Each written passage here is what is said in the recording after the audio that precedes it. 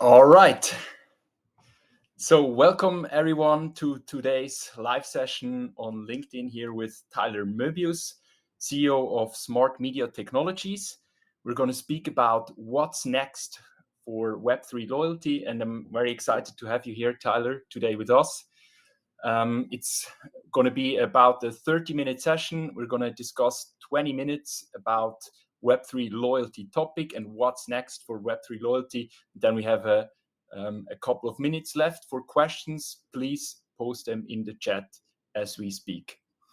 All right. First of all, warm welcome to Tyler. Very happy to have you here. For the audience watching, it would be great if you could briefly introduce yourself and tell us who you are. Yeah, great, Mark. Glad to finally make the connection live. I've been a big fan over the last 6 months on LinkedIn and your work and so forth. So really excited to be here. Tyler Moebius, founder, CEO, Smart Media Technologies. Quick background: have been in ad tech, building large enterprise solutions for the better part of 2 decades. Hence the gray hair. And over the past, since 2019, launched Smart Media Technologies to really focus on embracing the future of Web3 and helping large enterprise clients and brands really be able to understand how they can embrace the creator economy and connect in a more meaningful way with their customers and with their audiences. Cool. And speaking about Smart Media Technologies, you have been all over the news with the recent announcement of Visa's new Web3 Loyalty program. Could you briefly tell the audience what is Smart Media Technologies and what do you do? Yeah, great. So Smart Media Technologies, we're a global company, about over 100 people located across the globe. Split between sales and marketing and engineering. We're focused on building our enterprise Web3 engagement and loyalty stack, which is software as a service.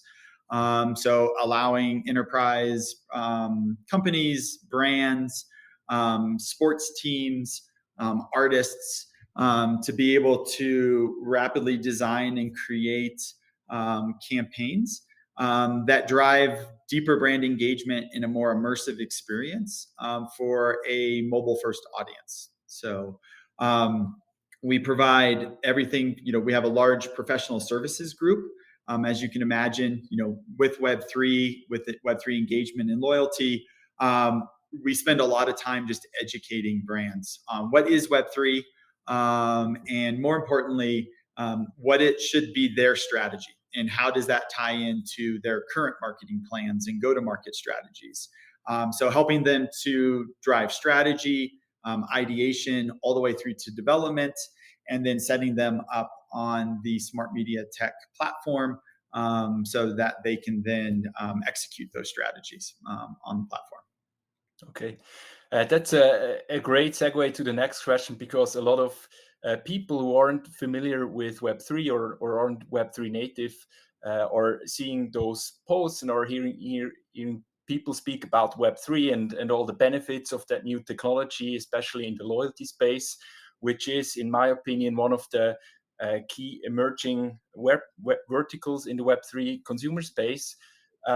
So if you had a person in front of you who's not familiar with Web3 and maybe has never heard about Web3, what would you tell such a person about what's the difference between Web2 and Web3 in loyalty, and why is Web3 helpful in leveling that up? Yeah, great. I'll kind of step back. There's Web3 loyalty, and then there's just Web3 overall, which having, I started my career building one of the first, helping to create one of the first ad serving technologies in 1997, where that company brought the ad-supported web to the world, right? So, and in Web 1, we all joined the internet, and we were consumers of the information that was available there, right? In Web 2, we shifted towards a more social-driven, user-generated content ecosystem. And you could make the argument that we went from being the consumer of the product to becoming the product, particularly on social platforms where our tweets, our likes, our photos is what really generated the economics in Web 2.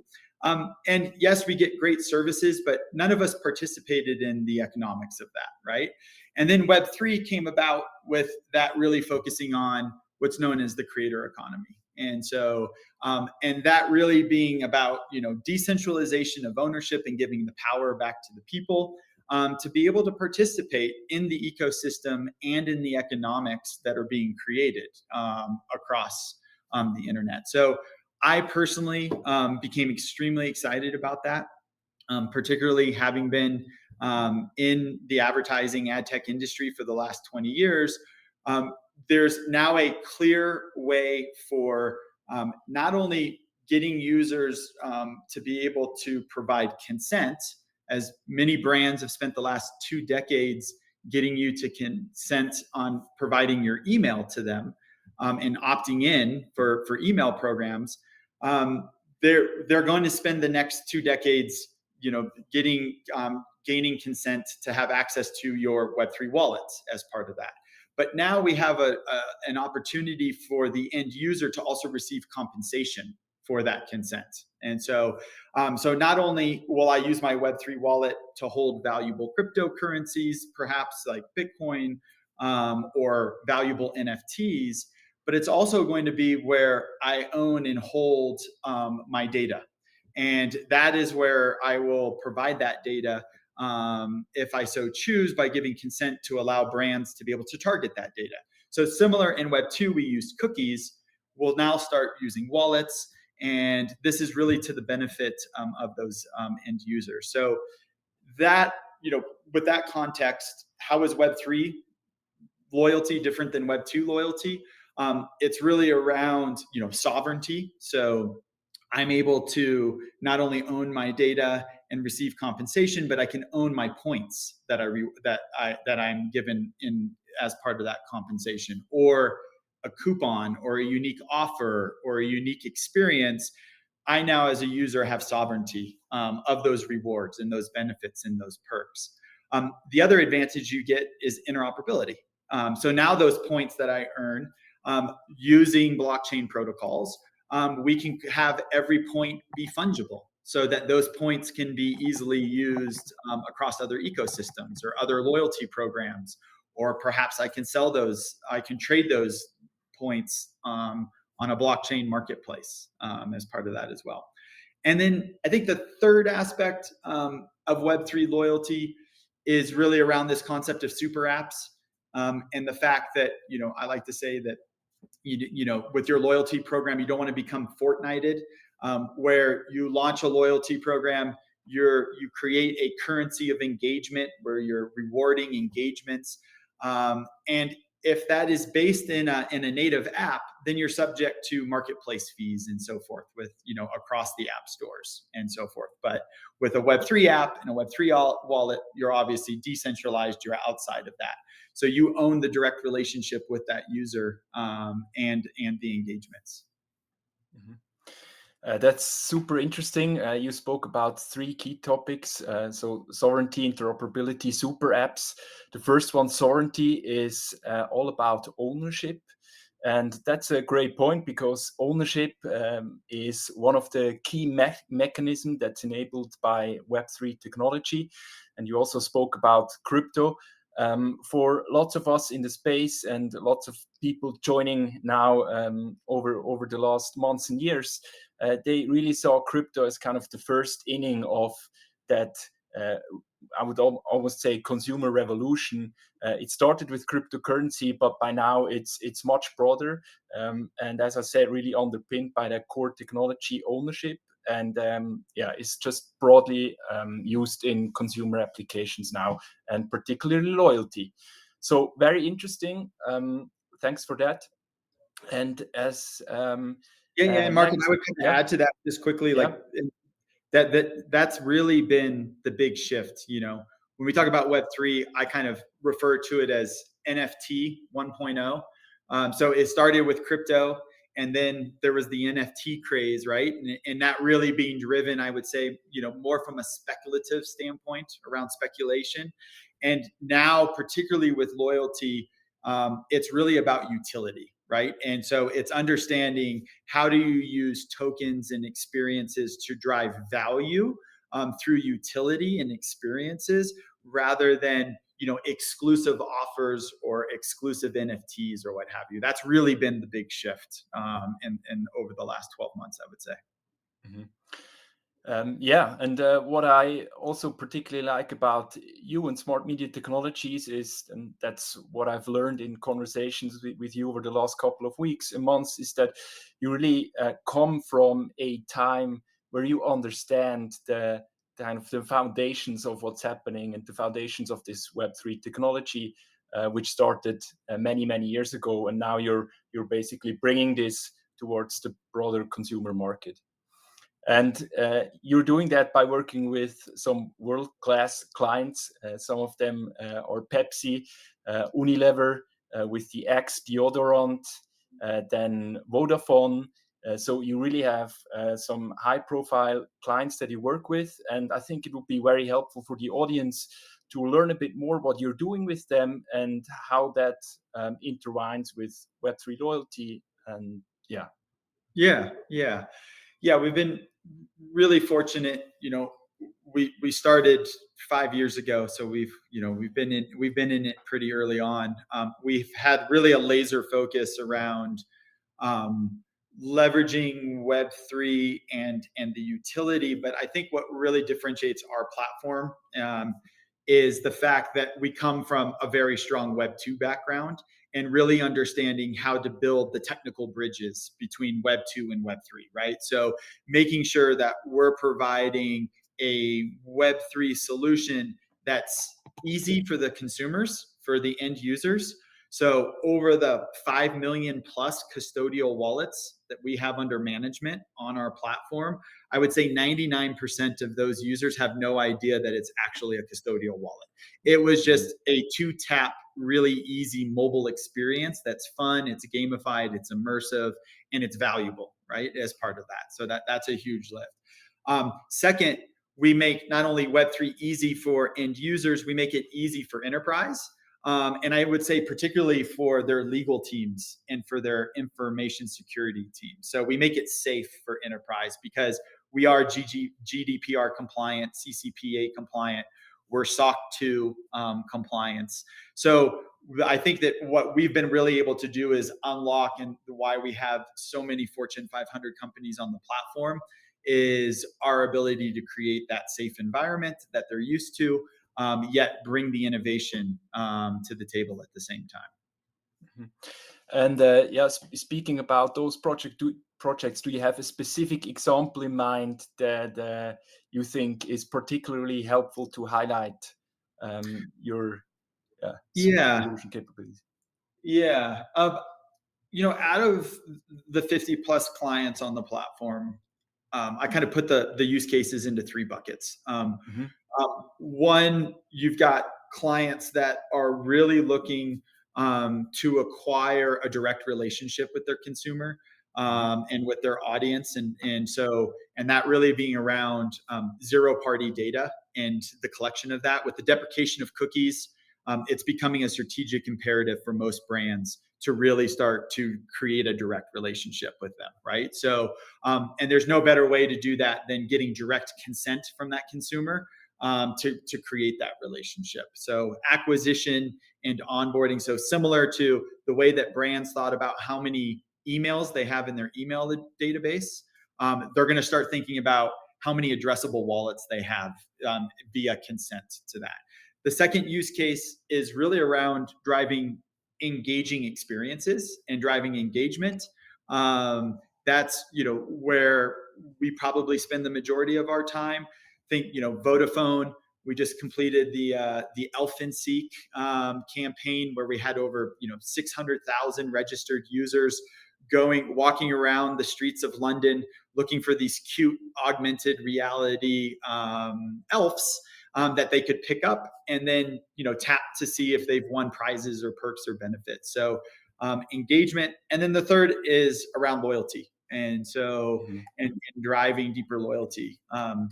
We've also have been working closely with a lot of sports franchises and sports teams, with a fan engagement and loyalty solution, with a recent launch of a team with the NFL. We're looking at launching the X Games next week here in Aspen. And what is interesting about sports franchises and sports and entertainment is they don't have a loyalty problem. If you're a Manchester United fan, you are a loyal fan, right? The challenge that a lot of the sport clubs have is an engagement challenge with those fans and making sure that they're providing value back to those fans, right? And value to their sponsors. And we've created a solution that really helps to, balance the value exchange between the sports club, between the sponsors and the fans. That's also a really popular application of the platform. Yeah, that's a very good point. So driving engagement also between purchases, between certain, I would say, periods that drive higher engagement with, especially with sport teams or cyclical sport events. We've also seen cases in the car industry where you usually have consumers that purchase a car every couple of years, and car brands have a hard time keeping that direct customer relationship going and that engagement going over the period where a customer wouldn't buy a car, and really be at the right time when the decision happens, and drive engagement across a broad period of time. Yeah, absolutely. Yeah. All right. So again, a call to the viewers. You can ask questions in the chat. Just write it in the chat and we'll pick it up. Maybe as a last question for you, Tyler, before we go into the Q&A, you've talked now about a couple of use cases of Web3. Where would you see the most potential, or what use case excites you most going forward, and also when talking with brands directly? Yeah, I think, there's kind of twofold is, Web3 and consumers' use of Web3 wallets becoming a channel. So the same way that brands and enterprise saw apps or saw social as being a channel, as a new way to be able to connect with their audience, addressable wallets are going to be, that's going to be that a new channel that they're going to be able to reach them at. What I love about it is it's more balanced because it's decentralized and the user is providing that clear consent, and now the user can participate in the economics and receive compensation directly from that, rather than the majority of the economics going to the centralized platform, right? So as a brand, wants to connect with the consumer through their wallet, you'll start to see, the value chain become more direct and more of the economics going to end consumers. That's what really most excites me in the space. Cool. Yeah, also then I suggest we move to the questions, and we have already a couple of them in the chat, and I suggest to start with the first one, which is around interoperability. I think interoperability is a big keyword that you often hear when talking about Web3 and loyalty, and it's usually described as kind of loyalty programs and loyalty points between companies, between ecosystems of brands becoming interoperable. Can you expand a bit on what this even means and how this could play out in the next couple of years? I think that would interest a lot of people. Yeah. So the concept of interoperable loyalty programs isn't new. I'm a United fan, so a United Airlines, and United Airlines is part of Star Alliance. When I lived in Munich for close to 3 years, I then switched to Lufthansa as my primary hub, and Lufthansa was also part of Star Alliance. So there was interoperability between my United miles and my Lufthansa miles. However, I think any of us who have tried to, use our miles from one database to the next database, being Web2 siloed,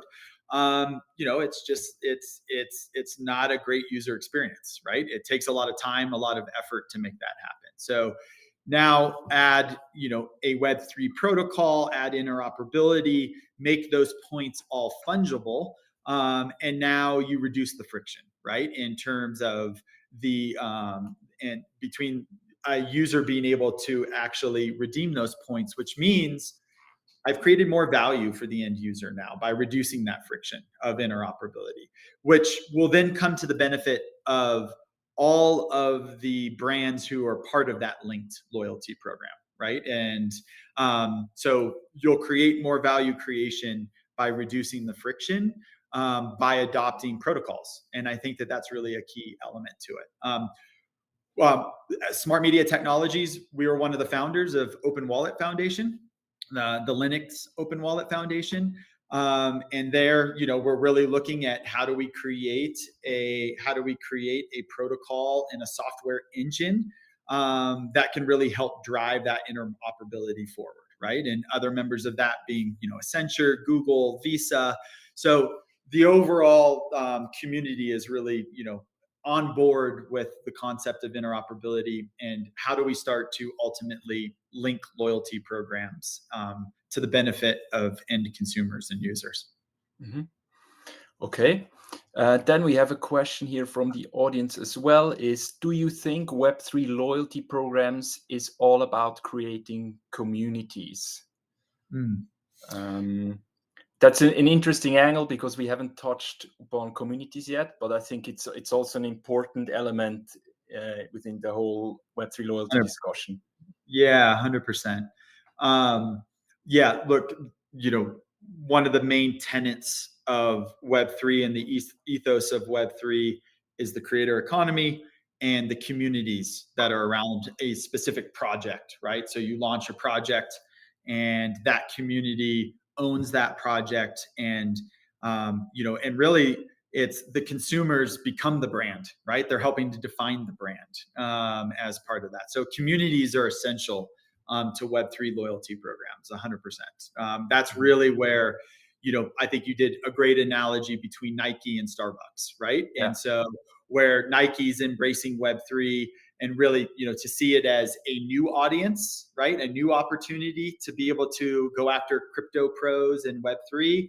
And then Starbucks was really looking at their existing customers and their most loyal coffee drinkers, but then leveraging Web3 technology to be able to build community, right? To enhance the experience of those existing customers and start to build community using Web3 technology.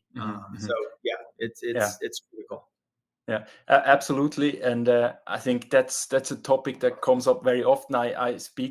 When I speak about it, I usually say those are community-led brands. And you can really see kind of two trends at the moment. One is coming from Web3 itself. So Web3 as a technology, Web3 as a space, as a community, as a collection of communities was in itself or is in itself very community driven. And you see now first like NFT collections like Pochi Penguins really like nailing down that community-led efforts of becoming a brand, commercializing a brand. And at the same time, you see bigger commercial brands like you just mentioned, Nike and Starbucks, really playing that community aspect with the help of Web3, with the help of that ownership technology, and building a brand together with the community like this. So very important aspect. Another interesting question that we have here from the audience is, do you see us entering a world of hyper personalization? I think that's interesting because we spoke about additional data that brands get, additional ways of building direct relationships. What do you think about hyper-personalization? Well, talking to somebody who's built their career on programmatic media and the leveraging cookie to provide hyper personalized experiences, like absolutely. um, Also having a background in ad tech, particularly in ad serving, I'm also very hesitant and very cautious around leveraging Web3 technologies, because I don't think that people really understand that every interaction is on chain and it is transparent and so forth. So we've really focused on creating brand safe environments for brands. I don't think that the average brand knows that if you launch a Web3 wallet, that that wallet address is public and anybody can, bad actors could just spam tokens to that wallet, right? So we've spent a lot of time building brand filters and creating brand safe environments for brands, and protecting consumers with that data at the same time. So obfuscating that data, because we want to make sure that that user's data, if it's going to be shared publicly, that user has provided clear consent to share that data as part of that. So definitely, I caution heavily for enterprise and for brands when moving into Web3. To really take a moment to understand what are the risks and around that, and make sure that they create a brand safe environment for themselves and for the users. Great. Thanks, Tyler. Another topic that's coming up now here in the discussion is around gamification. And for me, gamification is also kind of a bigger trend that we see in Web3 loyalty, but in general across brand engagement now in the last years. What do you think how Web3 loyalty plays together with gamification? Do you see here? Yeah, and I think gamification is a big aspect of it. We've really focused, what really differentiates our platform from most is, not only are we providing custodial services, creating brand safe environments, but we've also have added the immersive experience to the tokens. So making them AR enabled so that you can pick up NFTs in augmented reality, making them 3D enabled, and then also making them interoperable across metaverses. And so from a VR standpoint. So again, I think that gamification and interoperability go hand in hand. I think that's another area that I'm really excited about over the next 6 to 12 months is, Pepsi, we did the Call of Duty where we dropped these NFT Doritos crates, where users could walk into a retail store. They could pick up the NFT in augmented reality. They could tap to see if they've won extra hit points in Call of Duty, and they could actually redeem that NFT in the Call of Duty game, right, in the metaverse. So that gamification and interoperability between the physical world of being able to pick up the object, then being able to take that into a digital environment through augmented reality, and then take that into a virtual experience. That's really where the industry is going, and where I'm really excited to see brands start to embrace that. Yeah. I fully agree on that. That's also what I'm seeing. I think we're going to move from kind of standalone NFT collections that we saw in the last couple of years towards much more holistic brand campaigns that span all platforms, different devices, different worlds, and being like fully interoperable with each other. Yeah, absolutely. Then another question here that's probably an easy one, but also one that's important to ask is being part of a Web3 loyalty program makes the clients consume more than being part of Web2 loyalty programs. What would you answer to Axel, who asked this question? Do they being part of Web3? Do they consume more? Yes. Do they consume more? Do they engage more? Do you see Great. actual benefits when using Web3 tech for loyalty? Oh, great. Yeah, great question. So we've been fortunate that we have a brand Fjallraven. It's a 65-year-old Swedish outdoor active lifestyle brand. They have a very popular backpack called the Konkin backpack. And this heritage brand really wanted to create a fun, more immersive experience and was one of our first early adopters over the last 4 years. And they're now at nearly 1 million addressable wallets with their program. And we ran some analysis with them and have actually seen that their Fjallraven customers that are engaging with the brand through their Web3 engagement program versus their customers who are only engaging with them through traditional email and their traditional CRM, the Web3 customers have a 45% higher lifetime value. So they spend more and they spend more frequently because they're more engaged, right, with the brand, and they understand the brand values and they're part of that community, right? And so, so we constantly see higher lifts in terms of ROAS, return on ad spend, and in lifetime value through Web3 engagement programs. Mm-hmm. Then another question that came up was, what kind of first-party data do users share with brands when they interact with Web3 tech? Can you shortly expand on that? Yes. So in terms of the data that's being that's being shared is really depends on the program that we're running, and it's really kind of driven by the brand themselves. That's why, hence the importance of GDPR and CCPA, right? So we're still operating within those regulatory environments. We're leveraging Web3, but we're still applying the same practices. So oftentimes the users are giving consent to either share their mobile number, their email number, or their email, or they're being sharing information around their interactions with the actual tokens and their levels of status that they're achieving, or how many points they have within the wallet, right? But again, it's all explicit user consent that is given from the user to the brand, and we're SMT, our platform, is managing that consent framework on the behalf of the user with the brands that are engaging with those users. Mm-hmm. Mm-hmm. Super interesting. Yeah, so I would love to go on with this discussion, Tyler. I think we could talk for hours about those topics, and we have many more questions here in the chat. Unfortunately, we can't answer everything. I would just like to ask a last question for you now, kind of to wrap this off. Is what would you recommend someone, a brand leader, a marketer, entering this space, thinking about Web3 technology and how to integrate that into their engagement loyalty campaigns? How should such a person approach this?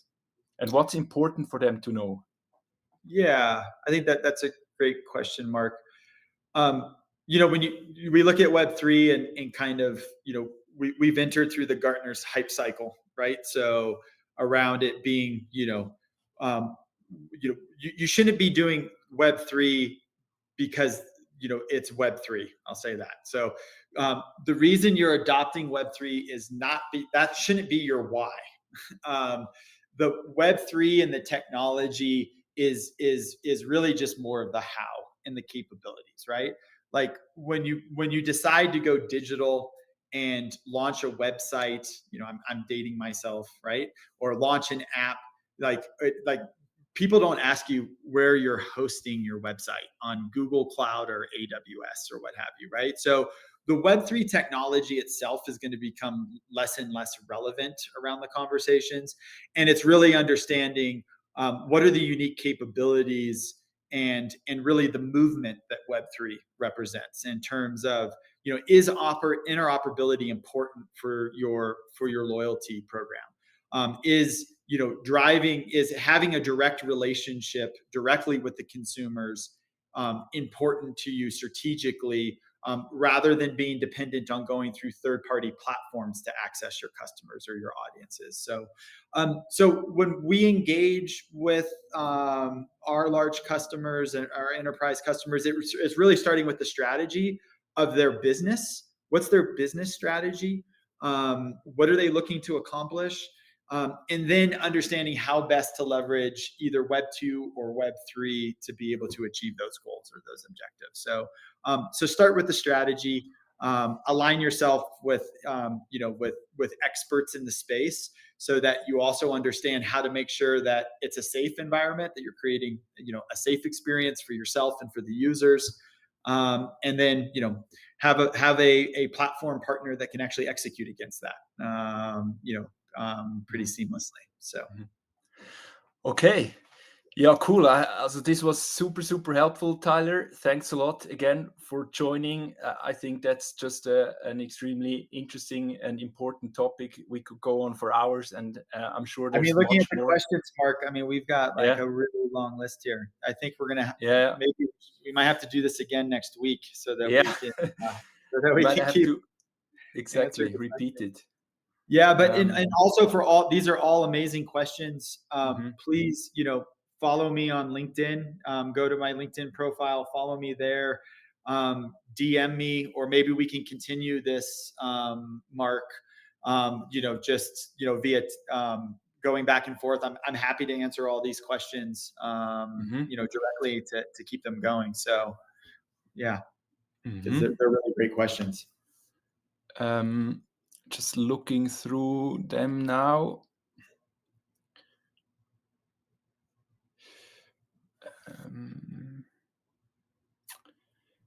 Anything else that we might have missed that would be important to cover? I saw one. I saw an interesting one that I'd love to kind of address. It was sort of around. Let's see where to go. Sorry, real quick. Hunter Murray asked, many loyalty programs want to keep value, points, and rewards and data within their own closed ecosystems. In terms of Web3 making value interoperable, do you see many loyalty programs moving towards this model now, or still more of a potential use case? There's this kind of, this is a great kind of broader loyalty conversation around the concept that that you earn all these loyalty points. And what most people don't really understand is that, so for instance, I have a credit card. I have a Chase United credit card. Every time I swipe that credit card, I earn miles, right? With United, with every purchase. The way that the mechanics of that work is Chase is the bank. They're actually, when I make a purchase at the grocery store for $100, Chase is buying $100 worth of miles from United, and they're crediting my account with those 100 miles, right, with Chase. But those miles sit as a liability on Chase's balance sheet, because Chase owes you those miles, and those miles have value, and that sits as a liability on the balance sheet.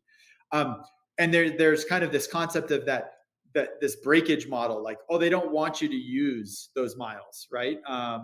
And it's not entirely true, because that represents a liability on their balance sheet. So they would actually like to see that liability be moved off. And custodial wallets are a great solution for that. So because if you could move the ownership of those miles to the actual wallet, then I, as the user, take custody of those, and that liability is no longer sitting. So that's an interesting use case.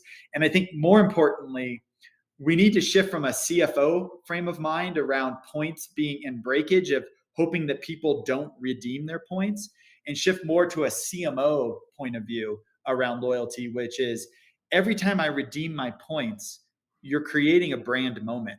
You're creating a moment between you and that user and that value exchange. So the CMO would want you to use your points, because you're then seeing value in those points within the brand, right? So it's a big shift strategically and mentally as well for the C-suites as they think about the liability. So and the use of points.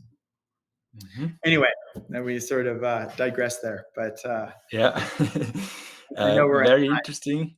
Yeah, just another very quick question is what's the common point or similarities between Lacostes On the World, Fiat Pass, Starbucks Odyssey, and Lufthansa's Uptrip. Maybe I can quickly expand on that. I can't talk about Lacoste as I'm not enough familiar with the program, but what I've seen across Fiat, Starbucks, and Lufthansa is that, and we've talked about this before, Tyler, that they really try to engage their most loyal customers.